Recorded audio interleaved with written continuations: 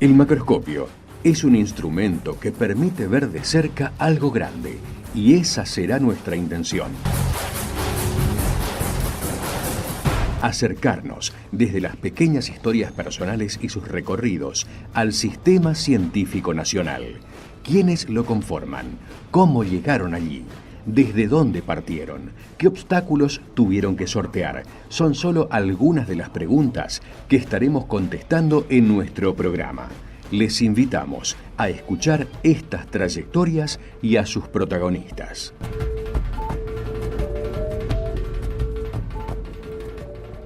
Buenas tardes, estamos aquí en Macroscopio como todos los lunes. Hoy tenemos el gustazo de hablar con la doctora Yanina Harari.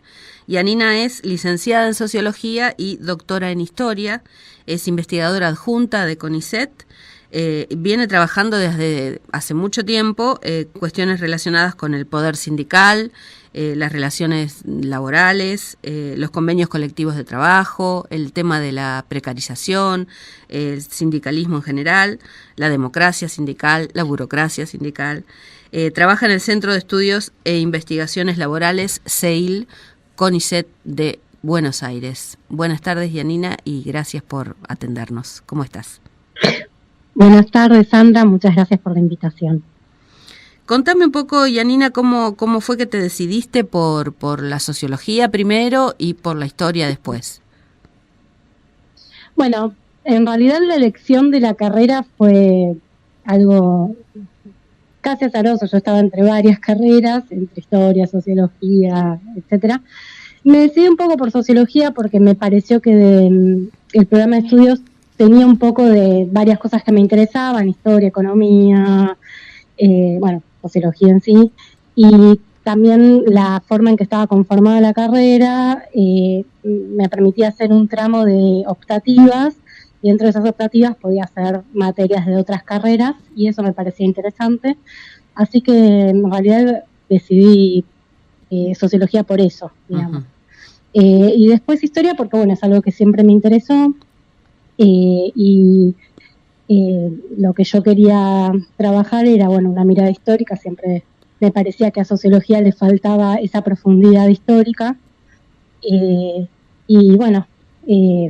fue casi algo que yo ya venía pensando desde que arranqué la carrera, que historia me tiraba bastante, así que bueno, el doctorado lo quise hacer en historia, y haciendo un cruce de cosas que yo traía de sociología y cosas que fui aprendiendo en historia, me parece que fue algo que ya me interesaba desde que arranqué la carrera. Uh-huh. ¿Te formaste en universidad pública? Me formé en la UBA, hice tanto la carrera de grado como el doctorado en la UBA. Uh-huh. ¿Y en tu familia sos, digamos, hay profesionales ya, o sos la primera generación? En mi familia, mi hermano nada más, que es unos años mayor que yo, y mi mamá, que era donde estudió una carrera, pero no eran, ninguno de los dos habían hecho, ni mi mamá ni mi papá habían hecho la universidad. Uh-huh. Así que somos primera generación en eso. ¿Y por qué este tema en particular? ¿Qué te llevó al mundo del trabajo, al de los trabajadores, básicamente, más que del trabajo? Bueno, es un tema que siempre me interesó. Obviamente yo tengo un interés particular, que creo que como cualquier persona que se considera de izquierda, revolucionaria, militante, para mí eso es algo que bueno, siempre fue obviamente una preocupación, y es algo que me ha interesado desde el comienzo, estudiar las condiciones de trabajo, estudiar cómo fueron evolucionando. Yo arranqué investigando procesos de trabajo, sobre todo porque, bueno, me interesaba también abordarlo desde un punto de vista más estructural, entender, bueno, cuáles eran los cambios que llevaban a esa degradación, a la degradación que uno, bueno, ve cotidianamente. Y bueno, también entender un poco cuáles eran los problemas organizativos que aparecían, ¿sí? bueno, en torno al sindicalismo, la burocracia sindical y demás. O sea, eso, son temáticas que siempre me interesaron. Siempre están presentes. Y en en esta secuencia, digamos, ¿cómo fuiste modificando la investigación o variándola, no modificándola, pues siempre estás en el tema de las relaciones laborales, pero digamos, ¿cómo fuiste acercándote a otras cuestiones? La misma investigación te llevó a eso, te fue abriendo otras puertas. Sí, el mundo, digamos, del trabajo, que es algo, digamos, bastante amplio en torno a la investigación, es como tiene varios aspectos relacionados. O sea, yo arranqué viendo los procesos de trabajo, funciones de trabajo, etcétera, y digamos, cuestiones más estructurales, si se quiere, y fui avanzando hacia cuestiones más superestructurales relacionadas con la organización sindical. Uh-huh. Y hay un punto en donde, bueno, las dos cosas tienen una relación a la hora de tratar de entender cuál es la evolución que ha tenido la clase obrera, ¿sí?, en sus condiciones de trabajo, de vida, en su conciencia, en su organización. Hay un punto en donde esas cuestiones están vinculadas y la propia investigación me fue llevando de un escalón a otro, por decirlo de alguna forma, donde, bueno, fui tratando de abarcar estas distintas cuestiones, empezando, digamos, como ya dije, la más estructural y avanzando hacia, entre comillas, hacia arriba. Y en ese hacia abajo, digamos, ¿qué cambios notás más importantes en lo que es la clase trabajadora, el movimiento obrero? ¿Cuáles son las diferencias, por ejemplo, con el movimiento obrero a principios del siglo pasado? Bueno, ahí una de las cuestiones más evidentes, como ya mencioné, es una tendencia muy fuerte a la degradación de las condiciones de trabajo y de las condiciones de vida. Uh-huh. En general, si bien hay momentos de ascenso y descenso, es decir, durante el siglo pasado, hubo momentos en donde se conquistaron mejores condiciones laborales, mejores condiciones de vida hacia más o menos mediados de siglo. Luego empieza, digamos, una decadencia que se acentúa a partir de mediados de la década del 70. Esa decadencia se ve tanto en las condiciones laborales como en las condiciones de vida, así que es algo que cualquiera hoy puede notar. Uh-huh. O sea, si se compara con las condiciones de vida que tenían sus padres o sus abuelos, ¿sí?, desde digamos, la posibilidad de adquirir, de acceder a una vivienda propia, etcétera, etcétera, que, bueno, muestran, es una muestra de cómo se fueron degradando las condiciones de cualquier asalariado, ¿sí?, de asalariado promedio. Y eso se ve, digamos, en cuanto a lo salarial, lo que se ve si uno sigue la curva del salario real es que de la década del 70 para acá, el salario real promedio cayó a la mitad. Y eso se puede ver en, digamos, muchos otros indicadores, como, bueno, el aumento del trabajo en negro, el aumento de los contratos temporales, ¿sí?, los famosos contratados, ¿sí?, de otras formas de contratación precaria, como los monotributistas, todas esas formas de empleo que fueron creciendo y que, digamos, hacen que hoy la clase obrera no sea la misma que la de el siglo pasado, de la década del 70, de la década del 60, del 50, al principio del siglo. Es decir, hubo muchos cambios en ese sentido que implican también cierta fractura al interior de la clase que perdió su antigua homogeneidad. Uh-huh. O sea, antes uno tenía una clase obrera que era relativamente homogénea. Obreros empleados en blanco, bajo convenio, en general sindicalizados, con salarios que, bueno, relativamente buenos para lo que son, como dije antes, mucho más altos de lo que eran hoy, y con contratos, bueno, por tiempo indeterminado, con derechos laborales, etcétera. Eso fue modificándose y hoy en día uno tiene, digamos, distintas modalidades de contratación, tiene, digamos, una fractura, sobre todo, no solamente al interior de la clase obrera ocupada, sino entre ocupados y desocupados. Es decir, hay un crecimiento muy grande de una fracción que se conoce como sobrepoblación relativa, pues población sobreenquestada, el capital, genera una fractura dentro de la clase y genera, bueno, esta heterogeneidad que se ve y a la vez presiona sobre las condiciones de la clase obrera ocupada. ¿Sí? Bueno, esto también hace que esa presión que ejerce permite la degradación de las condiciones laborales, obviamente junto con el avance técnico de la gran industria, es decir, de las condiciones que hacen que se aumente la productividad en muchas ramas y eso expulse fuerza de trabajo y que digamos, todo ese combo de elementos explica en parte esta degradación que venimos señalando y que en el fondo no es más que una tendencia al aumento de la explotación. Bueno, hacemos una pausita, Yanina, y seguimos hablando en el próximo bloque.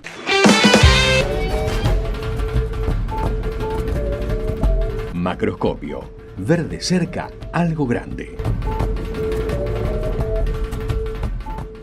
Continuamos hablando con la doctora Yanira Arari. Estamos hablando, bueno, de cómo se modificó la estructura de la conformación de la clase trabajadora argentina y bueno, cómo fue perdiendo derechos, ¿no? Y cómo se fue también diversificando. Este proceso también fue a nivel mundial, pero ¿me equivoco? O en Argentina tuvo en los 90, digamos, un hito, ¿no? Con el tema de la flexibilización laboral que permitió todo esto que vos contás, ¿no? Estos contratos extraños, el monotributista, en el Estado inclusive, gente trabajando que está contratada o fuera de la planta permanente. O sea, fue un cambio muy terrible, sobre todo para un país con una legislación y un nivel de sindicalización muy alto. Sí, efectivamente, los 90 se asocia al periodo de mayor avance de lo que se conoció como flexibilidad laboral, ¿sí? Y esto, digo, lo que se conoció como flexibilidad laboral, porque en realidad se conoció como flexibilidad laboral en los 90, pero no es una novedad de los 90. ¿Sí? Lo que se llama flexibilidad laboral, que es básicamente una avanzada del empresariado, de la burguesía, sobre las condiciones laborales, sobre la regulación de las relaciones laborales, tiene que ver con una estrategia permanente de la burguesía, es decir, en una búsqueda constante del aumento de la explotación. Y nos podemos remontar algunas de las cuestiones que se imponen en los 90, en realidad ya aparecen tan temprano como 1954 en el Congreso de la Productividad, bajo el peronismo. En ese congreso no se avanza demasiado, pero sí, en los convenios que se firman en ese año, aparecen algunas de las cuestiones que, bueno, uno asocia con la flexibilidad laboral, ¿sí? Premio a la productividad, bueno, y polivalencia, una flexibilidad horaria, etc. Aparece en menor medida de lo que vamos a ver después. ¿Por qué? Porque la flexibilidad laboral, a lo que se conoce como flexibilidad laboral, no se tramita solamente por la modificación más general de la ley de contrato de trabajo, sino también a través de los convenios. ¿Sí? Es decir, una vía de avance en la flexibilidad también son los convenios colectivos. Y cuando uno ve cómo van evolucionando los convenios colectivos, ve que, como dije, ya tan temprano como en el 54 aparece un avance sobre las conquistas obreras previas, los derechos laborales conquistados. Ese avance se va a continuar en los 60 en la década del 70, la primera mitad, sobre todo la ronda de convenios que se firma en el 75, va a haber cierto avance de la clase obrera, es decir, va a haber cierta reversión de esa tendencia, producto del ascenso de la lucha de clases, es decir, y esto es importante señalarlo, en ese punto los convenios colectivos a la legislación laboral es de alguna forma la cristalización de una correlación de fuerzas, ¿sí?, en el plano legal, ¿sí? Por lo tanto, en un momento de alza lucha de clases, bueno, se ve esta cierta reversión de la tendencia. Pero bueno, luego del golpe, con una derrota importante de la clase, significó el golpe militar, lo que se ve es que hay un nuevo avance sobre las conquistas de la clase obrera en los convenios, bueno, y ya también en la legislación general. Ese avance va a tener un impulso muy grande en la década del 90, bajo el menemismo, efectivamente, con las reformas laborales, que va a implicar digamos, que se va a generalizar mucho más estos reclamos, estas demandas de la burguesía para desregular ciertos aspectos de las relaciones laborales que les permitía, obviamente, incrementar la explotación. Pero, y esto es importante señalar, no es que solamente avanzó esto bajo el menemismo, porque bajo los gobiernos kirchneristas también avanzó la reforma laboral. Porque también se mantuvieron, digamos, modificaciones del menemismo, se implementaron otras que también fueron perjudiciales, y además en los convenios colectivos de trabajo persistieron las cláusulas flexibilizatorias y se agregaron otras. Con lo cual, es importante señalar, que se conoce como flexibilidad laboral en general avanzó bajo todos los gobiernos y se mantuvo, es decir, hay un piso de flexibilidad, digamos, que se mantiene y que se va profundizando. Por ejemplo, los contratos, digamos, la forma de contratación por tiempo determinado, esto que permite que el empresario pueda despedir obreros sin realmente despedirlo, sin pagar indemnización, simplemente no tiene que renovar el contrato y, bueno, ahí hay despidos, tuvieron un crecimiento exponencial, diría yo, bajo el kirchnerismo. ¿Sí? O sea, fue el periodo en donde más crecieron los contratos, llegando casi al 10% de los trabajadores ocupados, asalariados en blanco, y donde más creció bajo el kirchnerismo fue en el Estado. El kirchnerismo llegó con 6% de contratados y terminó con el 18,8%. O sea, creció casi 300% en el Estado. Entonces, cuando después vemos, Dina Macri dijo y despidió gente por la vía de no renovar los contratos, bueno, ahí tenemos la explicación. Por tanto, es importante, digamos, este señalamiento de que lo que se conoce como flexibilidad laboral es que tiene que ver, obviamente, con lo que yo planteaba antes de la degradación de las condiciones laborales, es una tendencia permanente y que avanza en mayor o menor medida con todos los gobiernos, y que obviamente depende de la correlación de fuerzas, de la capacidad de la clase obrera también para intentar revertir al menos parcialmente la tendencia, pero que efectivamente lo que uno verifica es que hay un avance continuo. Sí, paralelamente a este proceso, digamos, se da una consecuencia directa que es la baja en la sindicalización, precisamente, bueno, no solo por otras cuestiones como pueden ser, no sé, la falta de conciencia o la falta de interés, sino básicamente la falta de una relación laboral que te permita sindicalizarte. Eso también fue algo que impactó, de hecho, en los trabajadores y en la organización misma.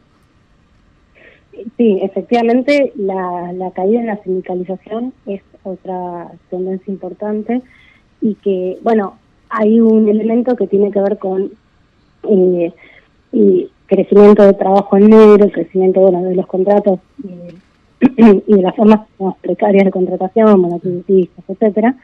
Pero hay un elemento en donde efectivamente pareciera haber cierta apatía, cierto desinterés en la participación sindical, y uno puede pensar, es falta de conciencia, etcétera, pero también hay una responsabilidad, digamos, en un punto de que en la dirigencia sindical, en donde efectivamente su rol de acompañamiento de la degradación laboral, digamos, no solamente en las reformas laborales o, digamos, todas estas, digamos, la firma de convenios y demás, sino obviamente digamos, su pasividad frente a los reiterados ataques que sufre la clase obrera, llevan a que evidentemente la gran parte de la clase no vea en esos representantes sindicales un medio para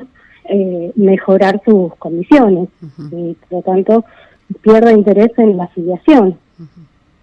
Claro, y de hecho, eso también repercute a nivel sindical porque establece otras relaciones con la patronal, necesariamente, porque al perder su cuota sindical, pasó, por ejemplo, el tema de las obras sociales, ¿no?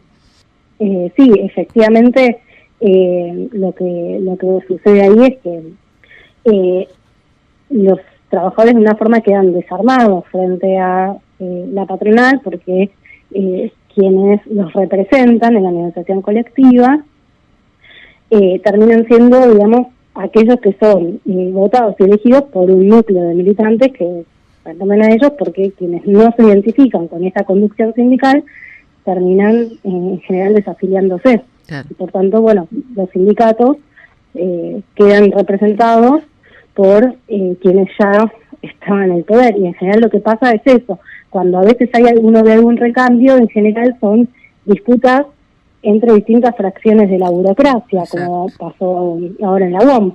Y en general, básicamente son disputas dentro del peronismo. Claro. Cuando hay disputas dentro del peronismo en general, eso aparece en los sindicatos, porque la mayoría de sindicatos están tomados por el peronismo, básicamente porque son quienes ya los tienen desde el gobierno de Perón. Sí, recordemos, claro. Cuando Perón reprime a los sindicatos opositores, crea sindicatos adictos, etcétera. Y hay una continuidad ahí en la cual digamos, es muy difícil para corrientes opositoras avanzar en la conquista del sindicato.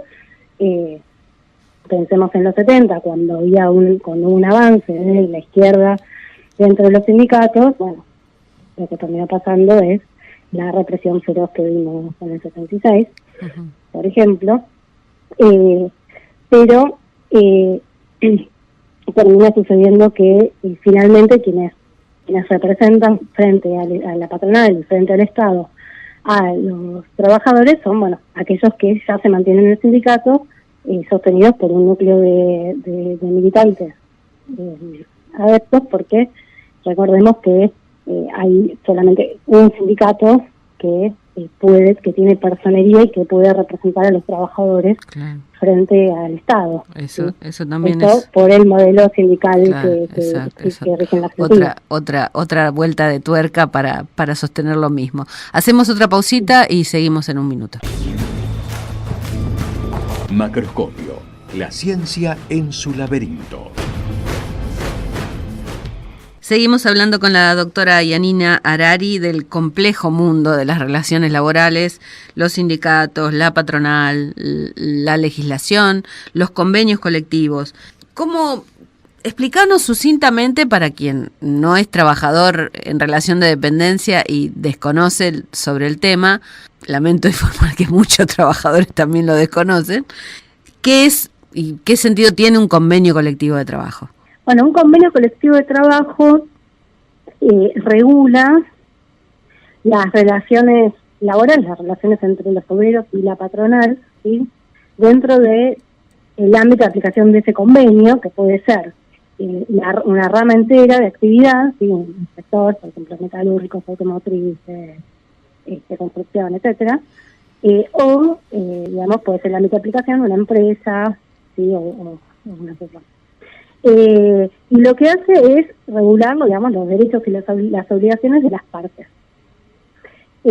La firma de convenios colectivos tiene, digamos, la virtud que ahí queda plasmado, digamos, esa regulación, y por lo tanto, bueno, hay que atenerse, digamos, a tanto la patronal como los trabajadores a lo que sí está escrito. Entonces el trabajador tiene una herramienta de reclamo cuando no se cumplen las condiciones. Bueno, tiene una herramienta de reclamo siempre y cuando el Ministerio de Trabajo le dé bola, ¿no? Claro. Pero bueno, así se plasman, y por lo tanto, bueno, como planteé antes, es resultado de una correlación de fuerza, Sí. lo que se plasma en el convenio colectivo de trabajo, porque ese convenio es el resultado de una negociación, de la negociación paritaria, en donde se sientan los representantes de los obreros designados por el Estado, ¿sí? O sea, el Estado, el sindicato que tiene la personería gremial, y los representantes de la patronal, ¿sí? Y bueno, y ahí se negocia. Ese convenio tiene una vigencia de una X cantidad de tiempo, 2 años o 1, y se renegocia. Se puede renegociar todo el convenio. En general, lo que pasa en las paritarias es que se renegocian los salarios, ¿sí? Todos lo sabemos porque todos estamos, los que trabajamos en blanco, pendientes de la negociación paritaria todos los años, a ver cuánto vamos a perder contra la inflación, ¿no? Pero bueno, igualmente no todos los sectores tienen convenio colectivo propio, que es el caso nuestro en CONICET, por ejemplo, algo que venimos reclamando desde siglos, años, décadas. Sí, exactamente. En general siempre hay algunos sectores que no tienen convenio y están regidos por estatutos, y eso, digamos, en general es bastante perjudicial, porque, digamos, el estatuto, bueno, ya lo sufrimos nosotros en CONICET, pero, digamos, en general, bueno, el estatuto es una ley que sale, después es más difícil de negociar, y muchas veces la negociación salarial, justamente al no tener convenio y no depender de una paritaria, depende, a veces, bueno, hay distintos mecanismos en cada caso. Puede ser una comisión, pero en general integrada por el Estado, puede ser los aumentos que el Estado dé por decreto, etcétera. Hay distintas formas en el caso.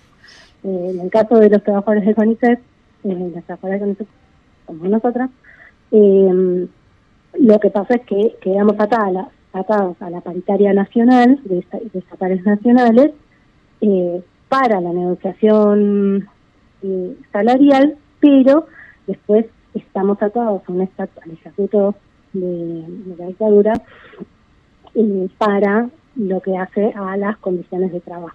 Sí. Efectivamente, en realidad, está ya, digamos, dictado por ley que en CONICET tendría que existir un convenio colectivo de trabajo propio, pero bueno, esa ley está ahí juntando polvo porque efectivamente, como dijiste, hace décadas que nadie se pone a sacar el convenio colectivo de trabajo de CONICET, lo cual, bueno, como lo sufrimos, tiene la desventaja de que hay muchas condiciones que no podemos negociar, muchas cuestiones que no podemos negociar, que hacen a el trabajo particular en el organismo. Claro. Sí, el organismo, como muchos lugares de trabajo, digamos, no es equiparable al trabajo en otros, por ejemplo, sectores estatales, tiene algunas particularidades que tendríamos que poder negociar y regular, y que, bueno, no lo podemos hacer. Entonces, esa es la desventaja de no tener un convenio colectivo de trabajo. Y digamos, ahora que estamos con, que vos has estudiado, has hecho una historia de los convenios colectivos, también han decaído, han perdido, digamos, efectividad, si por ponerle algún nombre, digamos, no eran los mismos, que me parece que son están mucho más debilitados, por lo menos las negociaciones también, con lo que relacionado con lo que decías hace un rato, ¿no? El tema de cómo se manejan los gremios con estas patronales. Sí, lo que vino sucediendo es que, bueno, efectivamente hubo un avance de esto que llamamos flexibilidad laboral, ¿sí? Que, digamos, empeoró las condiciones de trabajo en general de los asalariados en varios puntos, y que claramente estuvo acompañado y estuvo garantizado esto por la burocracia sindical y por las conexiones sindicales. Efectivamente, no se podría haber dado sin la firma de los sindicatos, uh-huh, que muchas veces, bueno, presionan diciendo, bueno, aceptamos esto para que, no sé, no haya despidos, para cuidar el trabajo, etcétera, etcétera, y bueno, se cercenan con eso, pero efectivamente eso lo van aceptando, y no necesariamente eso ha cuidado los puestos de trabajo, y no solamente, como vemos, por el crecimiento de la desocupación, que es sistemática, sino por cómo se ha achicado el empleo en algunas ramas, que básicamente, bueno, tiene que ver con lo que mencioné antes del aumento de la productividad en algunos sectores, y ha permitido, digamos, el aumento de la explotación, la extensión de la jornada laboral, la flexibilidad horaria, la flexibilidad de tareas, etcétera, etcétera. Entonces esa pérdida de derechos fue totalmente acompañada y garantizada por la dirigencia sindical, sí, ¿sí? Que está en sus cargos de forma cuasi vitalicia, y que, bueno, a pesar de todo esto, de permitir ese avance, evidentemente sigue ahí y sin prácticamente grandes movimientos de oposición. Claro, bueno, como mencionábamos antes, como marcabas antes, también esta misma coyuntura o esta misma situación, digamos, ha tomado el tema por todas las aristas. Entonces es un conjunto de cosas que coadyuvan para que esto siga así, digamos, para seguir sosteniendo este mismo sistema, ¿no? Por la precarización, por la baja sindicalización, por el tema de la falta de conciencia también, por el desinterés y mucho más también por el enojo, por la disconformidad con las dirigencias, la imposibilidad de llegar a hacer una oposición concreta. Hay casos, por supuesto, hay casos de seccionales o provinciales, digamos, con por ahí alguna lucha opositora, pero en general las conducciones nacionales siguen dándose peleas entre las mismas facciones de peronismo, cambian las caras, pero las políticas se sostienen, más allá incluso del gobierno de turno, ¿no? Porque eso es lo peor, porque por ejemplo hasta hace poco el gran discurso era Macri, Macri, Macri, pero hoy estamos en una situación también de paritarias a la baja, de aumentos que no cubren la pérdida en cuotas, y los sindicatos siguen en la mansedumbre total.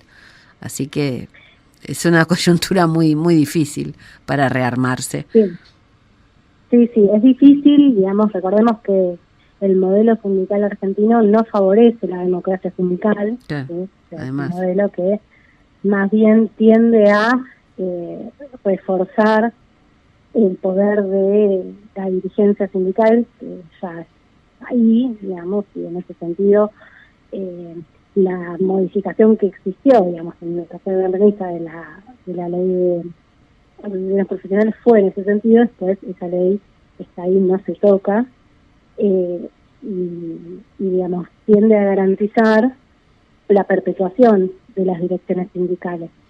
Digamos, es muy difícil realmente, digamos, entre la ley de relaciones profesionales y los estatutos sindicales, llegar a disputar la conducción nacional. Por eso, en general, que cuando aparece alguna disputa es un desprendimiento de la propia burocracia. Es decir, alguien que ya llegó ahí con la conducción actual y bueno, se desprende y lo enfrenta. Uh-huh. Pero no hay una oposición real, digamos, alguien que realmente tenga otra política para el sindicato. Sí, eso, digamos, de vuelta, hay casos, y sobre todo en sindicatos más débiles, hay algunas seccionales, etcétera, pero es muy difícil porque la Dirección Nacional tiene muchas herramientas legales y no legales, sí, porque recordemos que las patotas sindicales también son fuerzas de choque y de represión paraestatal muy fuerte, que ha crecido mucho también bajo el kirchnerismo, para, digamos, evitar que una oposición llegue a disputar realmente la conducción nacional. ¿Sí? Digamos, además de, obviamente, la complicidad que tienen con las patronales para que frente a, digamos, sobre todo en algunos sectores, y sobre todo en el sector privado, frente a activistas, bueno, cuando ya se ve que alguien es un activista, un militante que va a ser opositor, bueno, hay muchas formas de sacarlo del medio. ¿Sí? Y eso es bastante usual. Bien. Con lo cual, digamos, en lugar de defender a los trabajadores, defender la participación, defender la democracia interna, hacia cualquier opositor, bueno, ya la burocracia lo advierte y bueno, junto con la patronal, se ejercen, digamos, forma de, digamos, represión, de sancionarlo para poder despedirlo, y otras. Entonces, realmente hay un modelo sindical que no garantiza la democracia interna dentro de los sindicatos. Bien. Hacemos la última pausa y charlamos en un minutito más. Macroscopio, lunes de 18 a 19. Conduce Sandra Nicosia. Seguimos hablando con Yanina Arari. Bueno, en este último tramo venimos analizando un poco el tema de los sindicatos y las conducciones y cómo se han comportado en estos últimos años con respecto a la precarización laboral, al tema de las cuestiones de relaciones laborales, salarios, etcétera. Porque precarización laboral no es solo el contrato, hay muchísimas formas de precarizar el trabajo. También las condiciones en que uno desarrolla ese trabajo están precarizadas. Sí, efectivamente, obviamente la forma de contrato es una forma bastante usual y realmente una de las más perjudiciales, porque los contratos por tiempo determinado, junto con el periodo de prueba, y que se fue extendiendo hasta los 3 meses, es algo realmente muy perjudicial porque, bueno, obviamente atenta contra la estabilidad laboral y permite al empresario ahorrarse la indemnización, y es uno de los problemas más grandes que hay, sobre todo porque además muchas veces los contratados están contratados con peores condiciones que el obrero que está contratado por tiempo indeterminado, lo que sería el trabajador de planta, ¿no?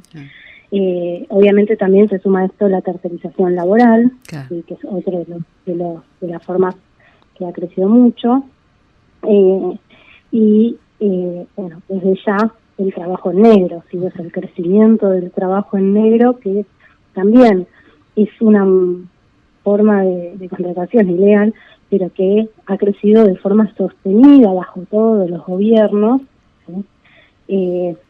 Que está sobre todo impulsado por el empleo en pymes, ¿sí? Son las responsables de la mayor parte del trabajo en negro, casi de la totalidad, y digamos es una de los elementos más perjudiciales, pero existen otros elementos que hacen a lo que se llama precarización laboral, que obviamente tiene que ver con formas de flexibilidad, que existen, pero sobre todo cuando se habla de precarización se habla de estas formas de empleo, Claro. de empleo que claramente los ponen en peores condiciones que quienes están contratados en blanco, con contrato por tiempo indeterminado, etcétera. Otra de las formas que crece mucho, claramente, bueno, es el monotributo, hablamos antes, pero digamos es una de las formas que también ha crecido mucho y que directamente niega cualquier tipo de relación laboral. Claro, eso sería. El monotributo es un contrato por un servicio y que directamente niega cualquier forma de relación laboral, obviamente encubre relaciones laborales, y es una de las formas que ha crecido mucho y que hace a que, digamos, pues en las estadísticas crezca mucho, por ejemplo, entre otras cosas que hacen que crezca mucho, por ejemplo, la categoría de contratista, ¿no? Claro.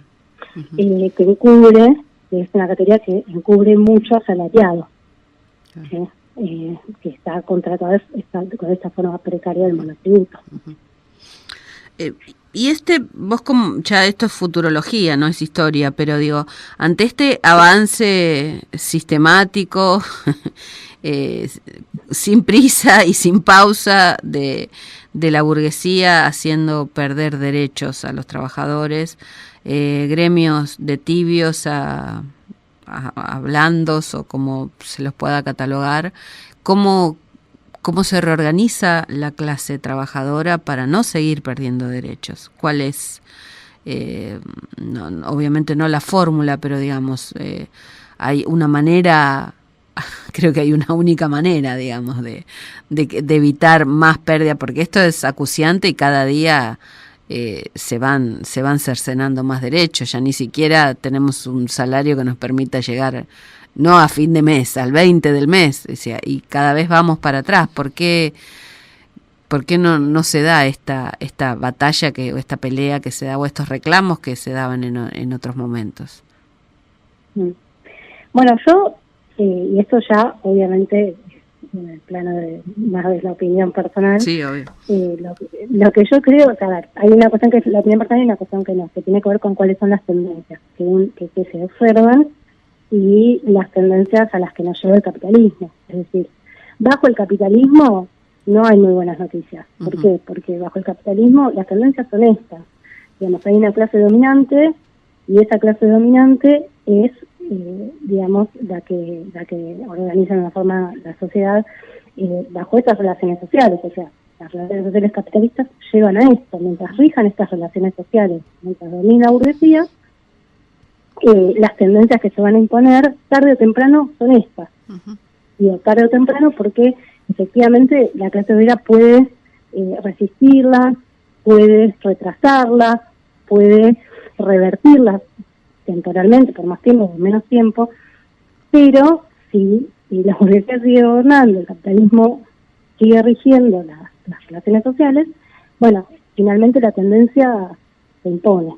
Y por tanto, no nos augura un buen pronóstico, más bien lo contrario, o sea, un avance de esta degradación que estamos sufriendo. Entonces, lo que yo creo que la realidad es que la solución es una superación de ese sistema social, la superación del capitalismo, digamos, una superación histórica. Eso es lo que yo creo. Entonces, yo creo que sin cambiar el modo de producción, sin cambiar la sociedad, digamos, y las relaciones sociales que rigen la sociedad, no va a haber una verdadera mejora para la clase obrera. Si queremos una verdadera mejora, bueno, es necesario plantearse otra forma de organizar la sociedad. Yo creo que esa forma tiene que ser socialista. Pero, bueno, por eso digo, eso ya es lo que yo creo. Eso es así. Mientras tanto, ¿qué se puede hacer? Eso bueno, te iba a obviamente decir. Tratar de tener las mejores condiciones que se puedan conseguir dentro de este sistema social, sabiendo los límites que existen a eso, pero tratando de obtener, digamos, mejores condiciones dentro de lo que se pueda. Y para eso hay que organizarse, digamos, no hay otra forma que la organización colectiva y que la lucha colectiva, dar la lucha por ganar los sindicatos y, digamos, obviamente, cuanto más seamos, cuanto más organizados estemos, vamos a tener más posibilidades. Digamos, no es imposible, digamos, llegar a ganar un sindicato. Es difícil, obviamente, pero no es imposible en la medida en que, bueno, muchos estemos convencidos de que esto no se soporta más y que hay que hacer algo. Y, bueno, desde ahí también dar la lucha por, digamos, igualmente dentro del sindicato o fuera del sindicato. Es decir, si el sindicato no acompaña y no lo logramos, bueno, se dará por fuera, pero sí siempre colectivamente y organizándose para, digamos, dar la lucha por nuestras condiciones laborales, por nuestros salarios. Y nosotros con ISET tuvimos la experiencia de autoconvocados que logramos cierto aumento salarial. Uh-huh. Obviamente no alcanza, pero digamos, es mejor que si no hubiéramos hecho nada. Seguramente estaríamos perdiendo mucho más salario. Exacto. Te agradezco muchísimo, Yanina. Ha sido una charla re interesante. Me quedó corto el programa. En algún momento volveremos a hablar sobre este o algún otro tema. Gracias por participar. Un gusto. Muchas gracias a vos por la invitación y la verdad que un gusto la charla que tuvimos. Hoy escuchamos en Macroscopio Imposible de Callejeros. Nada ni nadie nos puede doblegar, los violadores. Y para finalizar, del maestro Citarrosa, Crece desde el pie. Los saluda Sandra Nicosia, nos despedimos hasta el próximo. Te agradezco muchísimo, Yanina. Ha sido una charla re interesante. Me quedó corto el programa. En algún momento volveremos a hablar sobre este o algún otro tema. Gracias por participar. Un gusto. Muchas gracias a vos por la invitación y la verdad que un gusto la charla que tuvimos. Hoy escuchamos en Macroscopio Imposible de Callejeros. Nada ni nadie nos puede doblegar, los violadores. Y para finalizar, del maestro Citarrosa, Crece desde el pie. Los saluda Sandra Nicosia, nos despedimos hasta el próximo lunes. Operación técnica Beco Blanco.